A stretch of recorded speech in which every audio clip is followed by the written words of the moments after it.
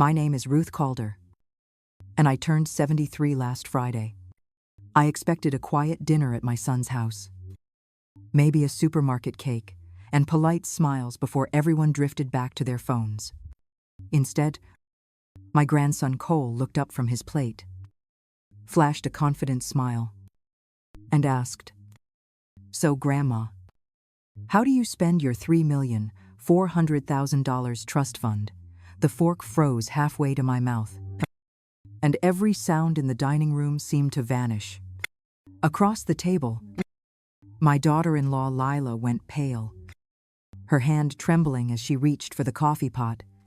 My son Daniel didn't move at all, just stared at his plate as if the answer might be hiding in the frosting. He blinked, certain I'd misheard, then looked at Cole. "What trust fund?" "Sweetheart," I asked. He laughed lightly, still unaware he'd just lit a fuse no one could put out. "Dad said Grandpa left you a fund after he passed. The one that covers your apartment and bills." Lila's face drained of color entirely, and Daniel's throat tightened around words that refused to come out. I set my fork down, my pulse steady but cold. "Cole, honey, I don't have a trust fund.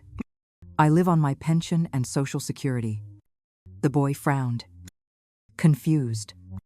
"But Dad told me last year that you were set for life."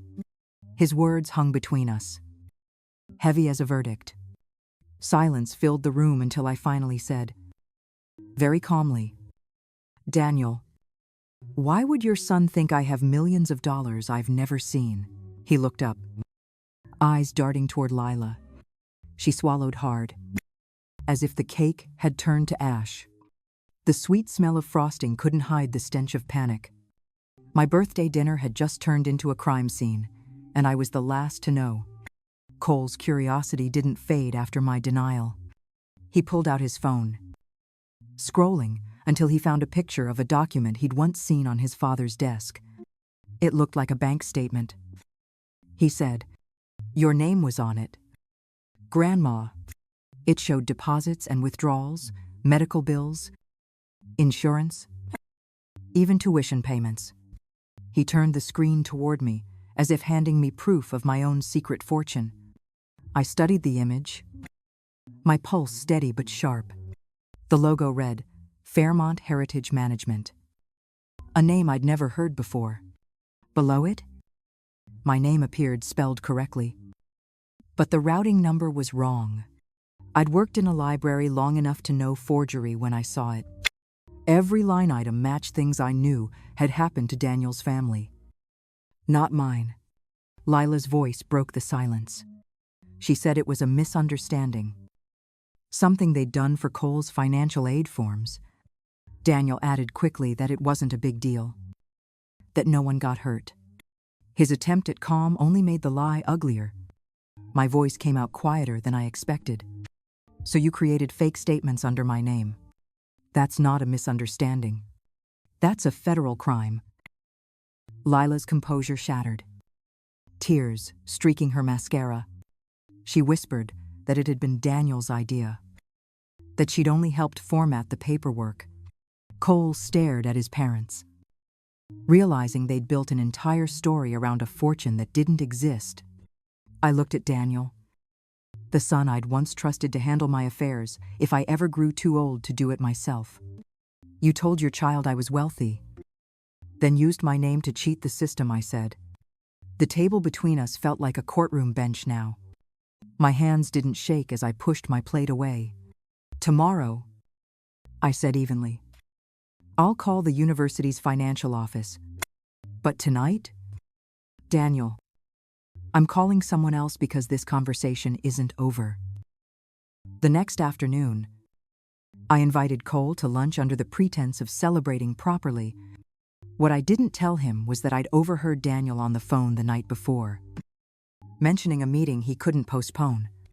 I suspected it had something to do with those fake statements, so I chose a table in the back corner of a French restaurant downtown, the same one Daniel had just confirmed with whoever was on the other end of that call. At exactly 2 o'clock, Daniel walked in wearing his best gray suit, the one he used for parent conferences and funerals. He looked uneasy, scanning the room before taking a seat across from a man I recognized from the local newspaper, Marcus Ellery, a high-profile financial attorney known for cleaning up quiet scandals. Cole leaned forward, whispering, "Dad looks nervous." I didn't respond. I was too busy watching Marcus slide a thick manila envelope across the table. Daniel opened it, his hands tight around the edges, eyes darting over the pages. The waiter passed by, and Cole discreetly snapped a photo with his phone. The logo on the envelope read Fairmont Heritage Management, the same name on those forged statements. Daniel nodded along as Marcus spoke, but his face lost what little color it had left. I didn't need to hear their conversation to understand the danger.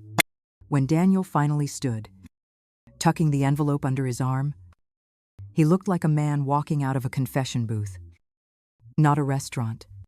I took a slow sip of water and said quietly to Cole, "This isn't about college aid anymore. Your father's borrowing against a lie."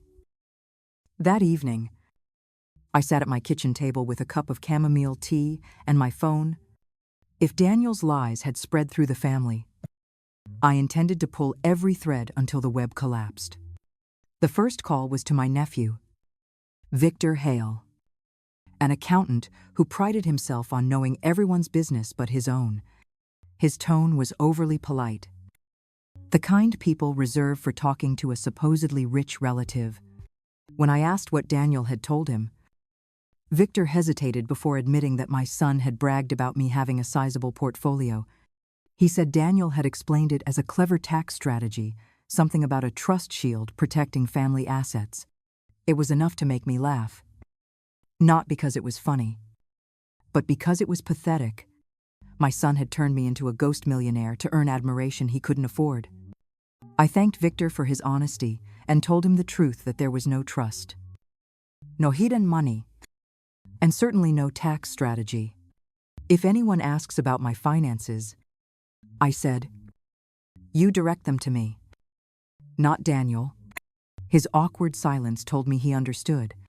By the time I hung up, the rumors had started to unravel, and for the first time in years, I felt the balance of power tilt back toward me. The next morning, I called someone I hadn't spoken to in years, Detective Serena Morales. 2 decades earlier, I'd stayed with her daughter through a medical emergency at the hospital, and she'd never forgotten it. When I told her what Daniel and Lila had done, she didn't sound surprised. She sounded ready. Identity theft and forged documents under a family member's name. She said, "That's a felony. Ruth, we'll do this by the book." Within an hour, Serena was sitting at my small kitchen table, her badge glinting in the sunlight that cut through the blinds. She examined the photos Cole had taken at the restaurant and the fake statements from Fairmont Heritage Management. Her brows drew together the way nurses' hands tighten when they find a patient's pulse is fading. "These forgeries are professional," she said quietly. "Your son didn't make these on his own. Someone with real financial access did." She laid out the next steps with surgical precision. I was to request 3 years of bank statements, freeze my credit, and authorize her to record any conversation with Daniel or Lila. Cole was tasked with organizing every digital file linked to those fake statements. As she packed up her notepad, Serena looked me in the eye. "We'll follow the money, Ruth," she said, "and when we find it, the truth will follow right behind." Daniel showed up at my apartment that evening, his voice tight over the phone hours earlier. He wanted to clear the air, which was his favorite way of saying, "Control the damage." When he walked through the door, he froze. Cole was sitting on the couch, and beside him was Detective Serena Morales, with her notebook open and badge visible. The look on Daniel's face said he knew the game had changed. He tried to talk first, the words tumbling out faster than his sense. He said it all started with Cole's college forms, that it had been harmless paperwork, And then it grew beyond him. Fairmont promised it was all legal. He insisted. They made it look official, like something rich families do all the time. Serena's calm voice cut through his excuses. You took out loans using your mother's name and false documentation. That's identity theft and bank fraud. Mr. Calder. Daniel's shoulders slumped, and his tone shifted to pleading. He admitted that $200,000 had already been released, and another $300,000 was pending. Lila, he said, had helped gather the documents because Marcus Ellery, her event client, was actually the lawyer who arranged the deal. The air in the room turned heavy, like a storm about to break. I sat across from my son, the same boy I once trusted to manage my finances when I grew too old to care. You've stolen my name, Daniel, I said softly. And worse, you've traded it for a lie. He didn't answer. He just stared at the floor, finally realizing that the truth had come to collect its debt. After Daniel left, the apartment stayed quiet except for the faint hum of Cole's laptop. He sat at the table, his expression focused, scrolling through files he'd copied from his father's computer before the confrontation. Serena leaned closer as he opened one of the PDFs from Fairmont Heritage Management. Look, he said, pointing at the corner of the page. The font metadata shows it was created 3 months before the supposed account even existed. He dug deeper, comparing timestamps, digital signatures, and document styles. The same formatting appeared across multiple statements, identical down to a misplaced comma proof. They'd all been generated from the same fake template. Then he found something worse. One file labeled tuition transfer matched the exact date Lila had made a personal credit card payment. Serena nodded, already taking notes. The evidence was aligning perfectly. But the story wasn't just about numbers anymore, it was about motive. I watched my grandson, calm and methodical, tracing the lies his parents had built. When he looked up at me, his voice was steady. Grandma, he said, I think it's time we turn their own tools against them. The next morning, I made the call Daniel had been too afraid to make himself. My voice was steady as I told Marcus Ellery that I was finally ready to make things official. I said I'd spoken to my accountant and wanted the trust fund documentation reviewed for tax purposes. Marcus didn't hesitate. His tone turned smooth and reassuring, the kind reserved for clients with deep pockets. He suggested a meeting at a shared office downtown to finalize signatures and legitimize the structure. As soon as I hung up, Serena confirmed the plan. She would be in the adjacent room with a small team and a recording device ready. Cole's role was to act as if he didn't know what was happening, to appear like a curious grandson tagging along. Victor Hale, my nephew, arranged for an independent notary to be present, ensuring everything looked legitimate from the outside. It would give Marcus and Lila a false sense of safety. That evening, Serena texted me a simple line, "Everything's set." I replied with one word, "Tomorrow." In my living room, I practiced my calm smile in the reflection of the window. For years, Daniel and Lila had treated me as a fragile old woman who couldn't tell a tax form from a grocery receipt.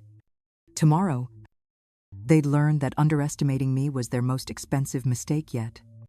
The next day, the downtown office looked exactly like Marcus had promised: neutral walls, a polished table, and the faint smell of expensive air freshener, trying too hard to hide the tension. Lila arrived first, her designer bag clutched like armor. Marcus followed, briefcase in hand, all charm and confidence. When he saw me waiting, he smiled, the way men smile when they think they're the smartest in the room. He spread the papers out carefully, sliding a pen toward me. "These forms," he explained, are just acknowledgments that your trust exists and that Daniel has been acting on your behalf. His tone was smooth. Practiced. I kept my expression warm, but my eyes sharp. Interesting, I said. And where exactly is the corpus of this trust held? Marcus hesitated, then replied too quickly. It's already accounted for. We're simply formalizing it. That one slip was all Serena needed. From the hallway, the sound of a door opening broke the silence. Serena stepped in with 2 officers behind her, her badge flashing like lightning. Leela gasped, her pen dropping to the table. Marcus froze mid-sentence as Serena laid a folder in front of him. Inside were printed emails, his correspondence with Lila, arranging a success fee once the remaining $300,000 cleared. The color drained from both their faces. I leaned back, calm at last. You told me everything would be legal, I said softly. Turns out, you were half right, just not for you. The air felt lighter as the officers began their work. For the first time in weeks, I didn't feel like a victim. I felt like the verdict. The fallout came faster than anyone expected. Within a week, Serena handed the full case to the district attorney's office, complete with recordings, forged documents, and the email trail that tied Marcus, Lila, and Daniel together. Fairmont Heritage Management was placed under federal investigation for widespread financial fraud. My so-called trust fund was now Exhibit A in a case that stretched far beyond my small apartment. Daniel was suspended from his job at the high school pending formal charges. His carefully curated reputation as a responsible educator vanished overnight. Lila's business accounts were frozen after investigators traced several deposits labeled as consulting bonuses from Marcus's firm. She stopped answering calls. Her social media wiped clean by morning.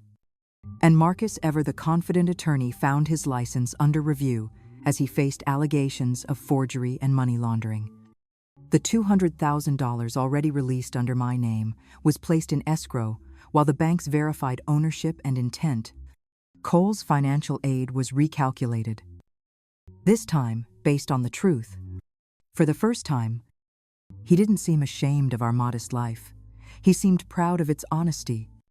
As for me, I sat by the window one evening, watching the sun fade over Tarrybrook, thinking how strange justice can feel quiet, heavy, and oddly peaceful once it finally lands where it belongs.